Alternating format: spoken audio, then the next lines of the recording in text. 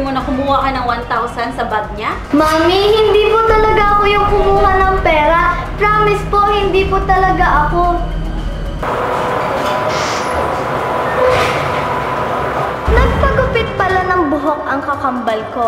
So, kailangan ko ding gupitin ang buhok ko. Ang swerte ko talaga ngayong araw na to dahil... Zach, gawin na natin ngayon. Wala naman na tayong subject, di ba? Oo, pero sabi kasi ni Teacher P, bigay ko daw to sa grade 6 ng libro. Favor ko sana, lagi kang umeksena kay Zach para hindi niya laging kausapin si Angel.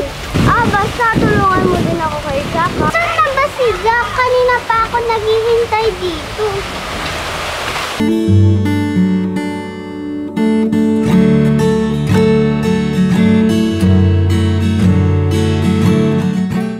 Angel. Uto-uto ka talaga, Angel. Mukhang magtatampo ka kay Zach at mag-aaway kayo. Deserve.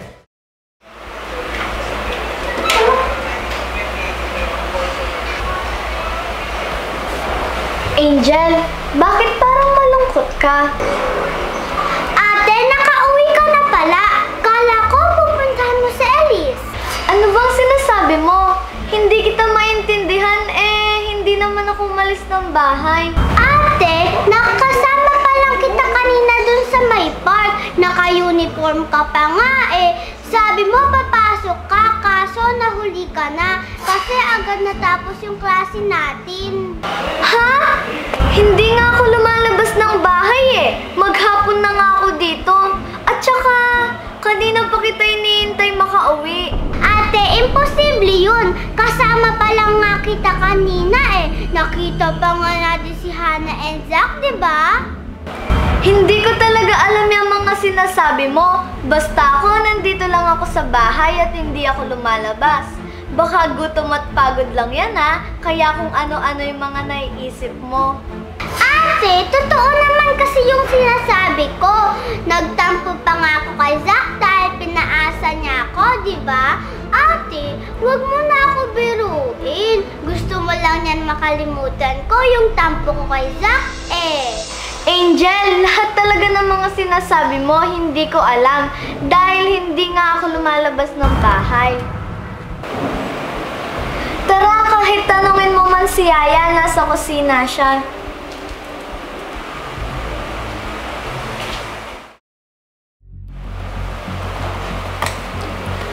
Ano? Naniniwala ka na hindi talaga ako lumabas ng bahay? Hindi ko nga alam kung ikaw yung nantitrip sa akin O siya, iwan na muna kita. Maliligo muna ako para guminhawa na ng tuluyan yung pakiramdam ko.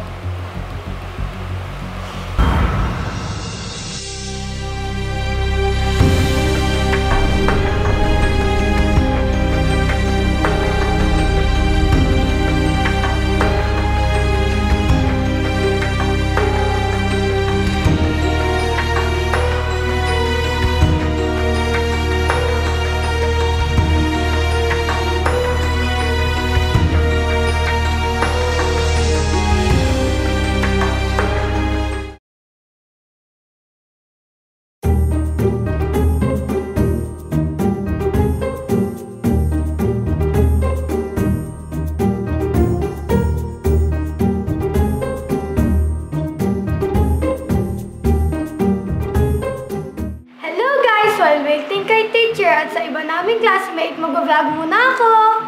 Napanood niyo ba yung last na video ko? Kundi, panoorin niyo na. Wait lang, wala ba kayo napapansin sa hair ko today? New look, new haircut, new me! Kung bagay ko tong haircut na to, i-like niyo tong video na to. Teka, tanungin muna natin si Aubrey kung bagay ko pa talaga. Aubrey, bagay ko ba tong new look ko? Parang wala naman pinagbago. Pero bagay ko, di ba? Oo, bagay mo naman, pero gaya-gaya ko kay Bianca kasi nagpagupit din siya. Hoy, hindi naman. Grabe ka sa akin.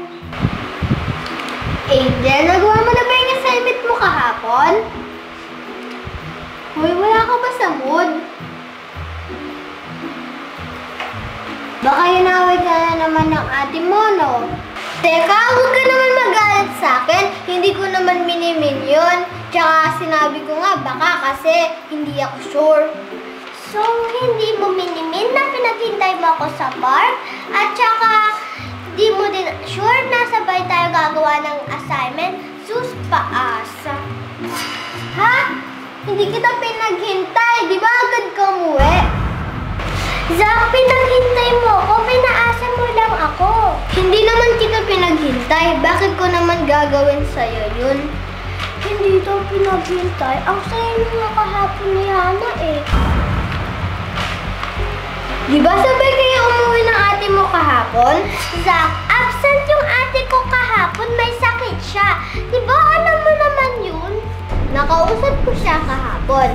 Ang sabi niya, papasok sana siya kaso nga lang nahuli siya sa last subject. Sabi pa niya, nagkita na daw kayo at pinapasabi mo daw sa akin na uuwi na kayo at sabay daw kayo. Oo, nagkita kami. Pero wala akong sinasabi kay Ate Bianca na uuwi na ako. At saka hindi din siya sumabay sa akin kasi pupuntahan niya si Elise. Di ko alam kung maniniwala pa ako sa'yo. Mukhang seryoso yung pinag-uusapan nyo. Elise, pinuntahan ka ba ni Ate Bianca kahapon? Di ko nakita si Bianca kahapon, kasabay ko si Aubrey. Oo, kasabay nga ako. Totoo yung sinasabi ko, Angel.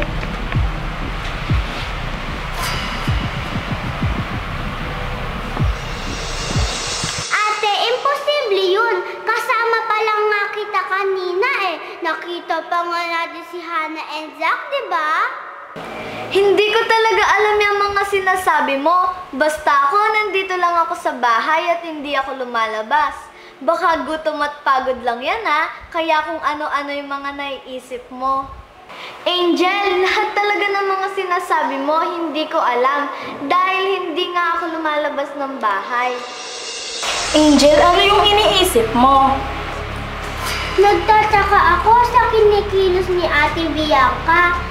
Sabi niya hindi daw siya lumabas ng bahay, pero yung nasa park ako, nakausap ko siya. Ako din, nung bago tayo pumasok, tinarayan niya ako. Pero nung nagkita kami sa school, sabi niya, di niya naman daw magagawa yon. Siya yung kumuha sa pera ng bag ni Teacher P, pero tinitinan niya na hindi daw siya. Kahapon din, nung nakausap ko siya, parang iba siya magsalita. Ano kaya yung nangyayari kay Ate Bianca? Ayun yung bag ni Ma'am. Kukuha tayo ng pera dun. Ha? Magnanakaw tayo? Ayoko nga. Wala namang makakaalam kung di natin sasabihin, di ba?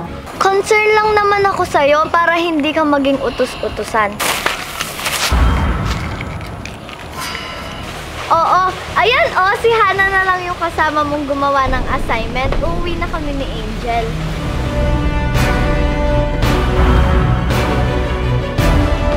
Di nila alam ako si Beth. Pero hindi naman ang kakambal ni Ate Bianca ang nakausap natin. Nasa malayong probinsya yun. Ha? May kakambal siya? Pero kung may kakambal nga talaga siya, ano kaya ang pinaplano niya? Mukhang plano niya na pag-awayin tayong lahat. Wait lang, hindi pa tayo sigurado. Baka yung kakambal ni Ate Bianca ang gumawa ng lahat at isa din yung nakausap ko kahapon. Kailangan ko gumawa ng paraan para malaman ang totoo.